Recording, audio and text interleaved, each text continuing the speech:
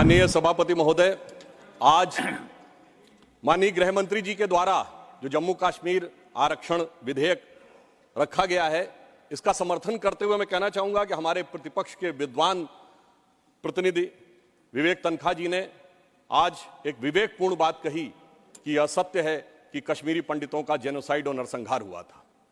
परंतु यह कहते हुए मुझे कष्ट भी होता है कि एक दौर था जब उस नरसंहार के आरोपी और समर्थक दिल्ली में आते थे तो रेड कारपेट वेलकम के साथ आते थे, जलवाए जलाल से दिल्ली की सरजमी पर जलवा अफरोज होते थे। और सभापति महोदय, आज भी वो आते हैं मगर ईडी के सम्मन पे आते हैं, एनआईए की पेशी में आते हैं। ये अंतर आया है हमारी सरकार और उस सरकार के दौर में।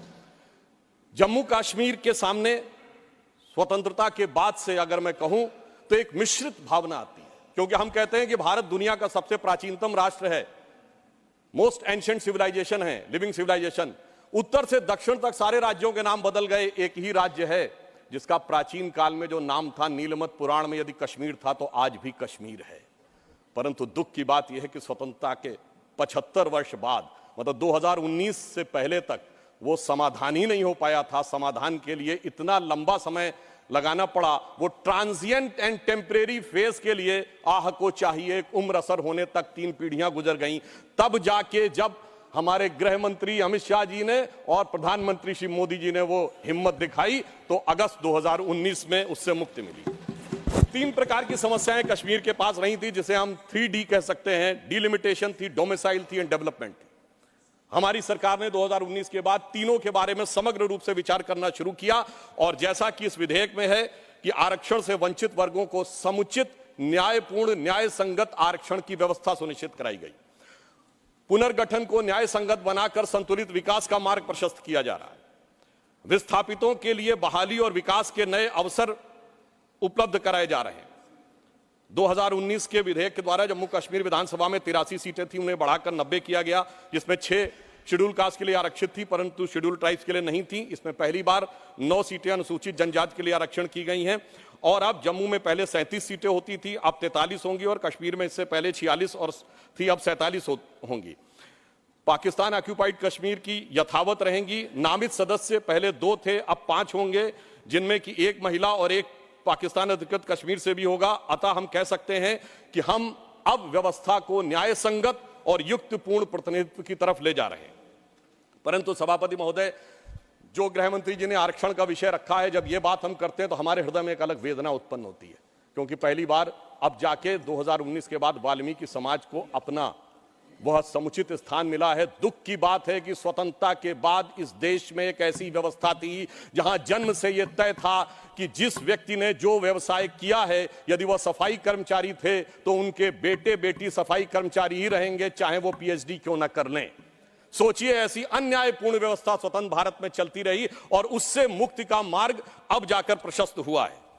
एक वो थे जिन्होंने वाल्मीकि समाज के साथ यह किया। एक हमारी सरकार है कि जब भव्य श्री राम मंदिर बन रहा है तो उस परिसर में महर्षि वाल्मीकि का भी एक मंदिर बन रहा है। यह हमारी सोच और उनकी सोच में यह अंतर है। विकास की नई ऊंचाइयों की तरफ जम्मू कश्मीर आज बढ़ता हुआ नजर आ रहा है। आज 70% आतंकवाद की घटनाओं में कमी आई है। 9 साल पहले सिविलियन जो कैजुअलिटीज थी उनमें 72% की कमी आई है। सुरक्षा बलों में 60% की कमी आई है। 2010 में जो पत्थरबाजी की घटनाएं थी 2654 होती थी, अब 2023 में कोई नहीं होती। 2010 में 112 लोग पत्थरबाजी की घटनाओं में नागरिक मारे गए थे, 2023 में एक भी नहीं है। 2010 में 6235 सिक्योरिटी पर्सनल इंजर्ड हुए थे, 2023 में एक भी नहीं है। और 2010 में 132 ऑर्गेनाइज स्ट्राइक हुई थी, 2023 में कोई भी नहीं है। 2010 में 70 घटनाएं हुई थी सीज फायर वायलेशन की, 2023 में 2 हुई हैं। और इस प्रकार हम ये कह सकते हैं कि कश्मीर के अंदर एक भारी बदलाव और एक सकारात्मक दिशा में दिखाई पड़ रहा है। और इसके लिए विकास के नए मार्ग के ऊपर कश्मीर इस प्रकार से प्रशस्त होता हुआ जा रहा है कि धारा 370 के हटने के बाद जो कश्मीर का डोमेस्टिक प्रोडक्ट था, जीएसडीपी था, जो 1 लाख करोड़ रुपए था, वो 5 साल में बढ़कर 2,27,000 करोड़ रुपए से अधिक हो गया है। सरकार ने कई लार्ज रिक्रूटमेंट ड्राइव स्टार्ट किए हैं, जिसमें 29,813 लोग अब तक रिक्रूट किए जा चुके हैं और एडिशनल 5,523 वैकेंसीज क्रिएट की गई हैं। जम्मू कश्मीर ने इन्वेस्टमेंट के जो प्रपोजल आए हैं वो 66,000 करोड़ रुपए के हैं और जो डायरेक्ट एम्प्लॉयमेंट और उसके द्वारा जो इनडायरेक्ट एम्प्लॉयमेंट क्रिएट होगा वो 2.9 लाख तक के व्यवसाय के अवसर क्रिएट हो सकते हैं। 2 मेडी सिटीज जम्मू और कश्मीर में क्रिएट की जा रही हैं। इस ढंग से स्थानीय चीजों को बढ़ावा दिया जा रहा है कि ऊखू गांव अब पेंसिल वाले गांव के रूप में पूरे देश में विख्यात होता जा रहा है और इसी के साथ साथ हिमायत स्कीम जैसी योजनाओं के द्वारा लोगों को रोजगार के नए अवसर प्रदान किए जा रहे हैं। यूनियन टेरिटरी गवर्नमेंट ने जीआई टैगिंग भी की है। सैफरन यानी केसर, जिसके लिए कश्मीर बहुत प्रसिद्ध है, उसमें और बासमती राइस की जीआई टैगिंग की व्यवस्था की, जिससे कि उसको एक अंतर्राष्ट्रीय स्तर तक एक मान्यता प्राप्त हो सकती है। जम्मू कश्मीर में इंफ्रास्ट्रक्चर डेवलपमेंट फाइनेंस कॉर्पोरेशन की भी स्थापना की गई है, जिसके द्वारा अनेक प्रोजेक्ट बहुत सफलतापूर्वक चल रहे हैं।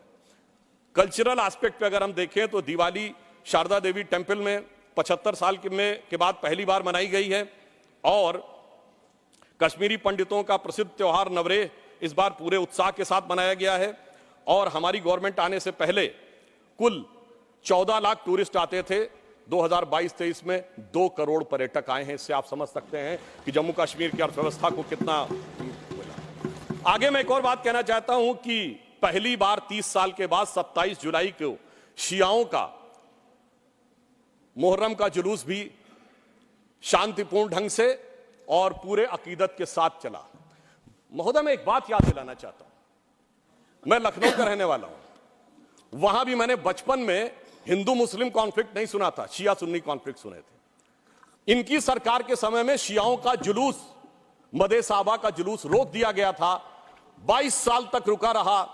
जब हमारी सरकार आई उसके बाद वहां पर शियाओं का मदे साहबा का जुलूस निकलने की स्थिति आई। मैं पूछना चाहता हूं, भाई हिंदू मुस्लिम के लिए हमारे ऊपर आरोप लगाते हो, ये शिया सुन्नी के बीच में जो होता था वो भी शांतिपूर्वक हमारे दौर में हुआ, कश्मीर हो या देश का कोई और हिस्सा हो। यह दर्शाता है कि हमारी सरकार सभी समुदायों को समान रूप से उन्नति का अवसर देती है। और 30 साल के बाद सिनेमा हॉल खुले। अब मैं एक बात और कहना चाहूंगा। बहुत बताया जाता है कि जम्मू कश्मीर सूफी का बहुत बड़ा सेंटर था। मैं पूछना चाहता हूं कि विगत 30 वर्षों से सूफीज्म के 4 बड़े सिलसिले हैं, नक्शबंदी, सोहरावर्दी, चिश्ती और कादरी। एक का भी कोई मरकज बचा हो तो बता दीजिए। बहुत से लोग विवादित ढांचा गिरने की बात करते हैं, मगर इस हिंदुस्तान में कश्मीर में एक चरारे शरीफ की मजार थी जो सैकड़ों साल पुरानी थी, उसे जला के ध्वस्त कर दिया गया और जलाने वाला कश्मीर भाग गया। उसके बारे में कोई नहीं बोलता। सेकुलरिज्म का सूरमा उत्तर से दक्षिण तक चुप बने रहते हैं। हमारे दिल में उसके लिए भी दर्द है। और मैं ये भी याद दिलाना चाहता हूं कि मुस्लिम समाज के लिए सबसे मुकद्दस मस्जिद हजरत बल पे नवंबर 1993 में आतंकवादियों ने कब्जा कर लिया था। ये वो भी दौर था, मगर इसके बावजूद किसी को उस दौर में खराबी नजर नहीं आती थी। आज जब सब कुछ शांतिपूर्ण और सही ढंग से चल रहा है तब यह समस्याएं नजर आती हैं। सेंट्रल गवर्नमेंट ने बहुत सारे इंफ्रास्ट्रक्चर प्रोजेक्ट्स अप्रूव किए हैं, सेंट्रल यूनिवर्सिटीज बनाई हैं। लद्दाख में सेंटर फॉर बुद्धिस्ट स्टडीज भी बनाया गया है और इसके अलावा IITs, IIMs और 2 एम्स बनाए गए हैं। प्रधानमंत्री ग्राम सड़क योजना में पहले 158 किलोमीटर की सड़कें बनती थी, अब 8,068 किलोमीटर की सड़कें बनी हुई हैं। परंतु इसी के साथ साथ मैं ये भी कहना चाहता हूं कि मोदी सरकार के शासनकाल में आने के बाद अब मॉर्टेलिटी रेट जो 22 पे था वो अब 14.3 पे आ गया है। पहले केवल 47 जन औषधि केंद्र थे 2019 से पहले, अब 227 हो गए हैं। और सबसे बड़ी बात यह है कि आज दुनिया का सबसे ऊंचा पुल जो 1315 मीटर का है वो आज चिनाब नदी के तट के ऊपर बना हुआ है। यह दर्शाता है कि कश्मीर किस नई ऊंचाई की तरफ जा रहा है। महोदय, मैं याद दिलाना चाहता हूं, हमारे बचपन में जिस जमाने में कश्मीर में आतंकवाद फैला था तो हम लोग कहते थे झेलम नदी का प्राचीन वैदिक नाम है वितस्ता और चिनाब का है अक्सिनी। तो हम कहते थे बो दिए विष बीज किसने, अब वितस्ता ने पुकारा, क्यों झुलसता जा रहा कश्मीर नंदन वन हमारा। आज मोदी जी की सरकार आने के बाद हम कह सकते हैं, पर आज दुनिया का सबसे ऊंचा पुल अक्सिनी पर हमारा जो उभरता जा रहा, जो निखरता जा रहा कश्मीर नंदन वन हमारा।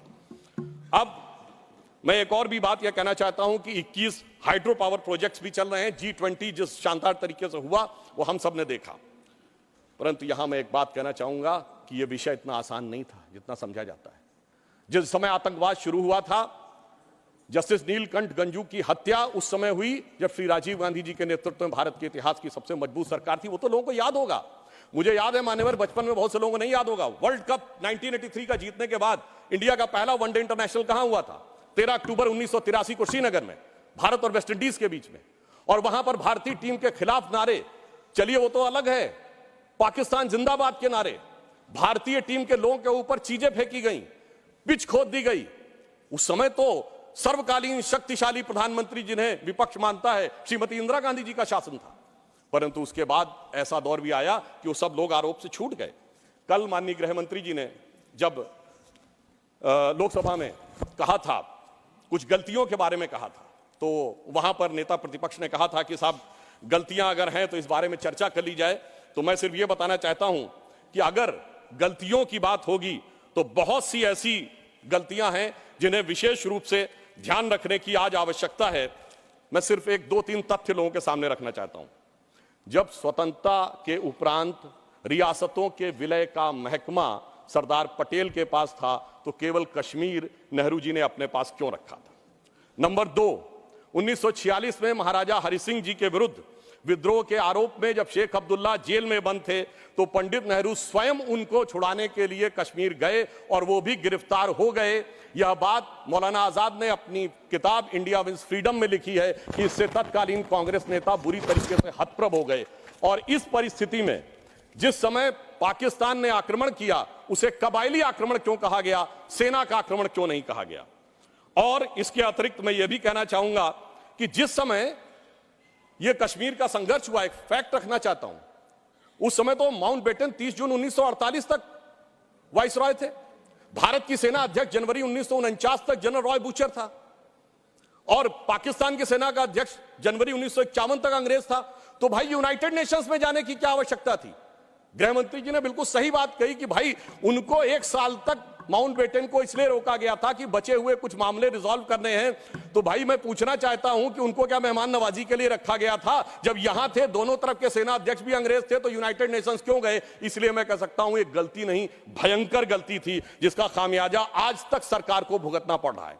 और फिर इतना ही नहीं, करेस्पॉन्डेंट ऑफ सरदार पटेल से बहुत स्पष्ट है कि वहां लिखा जा रहा था कि residual powers will be vested in the interim government of Jammu and Kashmir, जिसको सरदार पटेल के इंसिस्टेंस के ऊपर यूनियन गवर्नमेंट कर दिया गया।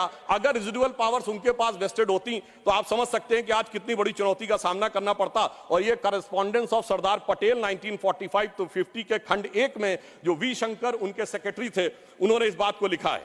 अब मैं एक बात और ध्यान देना चाहता हूं कि प्रथम लोकसभा में कश्मीरी पुनर्वास के कैबिनेट मंत्री अजीत प्रसाद जैन जी ने अपनी किताब कश्मीर व्हाट रियली हैपेंड में लिखा है कि the draft was approved by Sheikh and his colleagues and then passed by the Congress party. ये मैं नहीं कह रहा हूं, उनकी सरकार के कैबिनेट मिनिस्टर कह रहे थे। और इसमें अंत में एक और व्यक्ति का उद्धृत करना चाहता हूं जो भारत के मुख्य न्यायाधीश रहे, जस्टिस मेहरचंद महाजन, जो कि उस समय कश्मीर रियासत के प्रधानमंत्री थे। उन्होंने आकर कहा कि 24 अक्टूबर 1947 को वो पत्र लेकर आ गए थे, परंतु उसके बावजूद 2 दिन तक सिर्फ इसलिए मामला अटका रहा। ये मैं नहीं कह रहा हूं, जस्टिस महाजन ने अपनी किताब लुकिंग बैक में लिखा है, चूंकि नेहरू जी की यह शर्त थी कि शेख अब्दुल्ला का पहले स्थान तय हो जाए नई सत्ता में, इसके उपरांत ही कश्मीर के विलय का प्रस्ताव होगा। वो सारी बातें आपको पता होगी कि जब उस समय उन्होंने कहा था कि हम जाकर कराची चले जाएंगे यदि हिंदुओं की रक्षा की गारंटी श्रीनगर में फंसे हुए लोगों की ली जाए। इसलिए मैं कहना चाहता हूं इसके लिए एक दिन नहीं, एक सत्र भी कमजोर पड़ जाएगा। और आज अगर आप देखें कि अंतर देखिए, एक उधर का कश्मीर और एक इधर का कश्मीर। एक इधर का कश्मीर है जहां पर टेक्नोलॉजी में, जहां पर की कल्चर में उन्नति हो रही है, जहां विकास हो रहा है, G20 किया जा रहा है। और एक उधर का कश्मीर है, यहां हमारा सबसे ऊंचा पुल है और वहां बड़े बड़े आतंकवादी संगठनों के साथ उधर के कश्मीर के लोग बैठे हुए हैं। इसलिए मैं ये भी कहना चाहता हूं कि इन 75 वर्षों के बाद जो कुछ भी बदलाव आया है वो इस सीमा तक आया है कि मैं सिर्फ ये कहना चाहूंगा कि जो मोदी जी ने हिम्मत दिखाई उसकी वजह से आज ये बदलाव आया, जिसे एक पंक्ति में कहना चाहूंगा कि दर्द की रात गई, गम के जमाने भी गए, और मोदी जी की हिम्मत से कई दाग पुराने भी गए।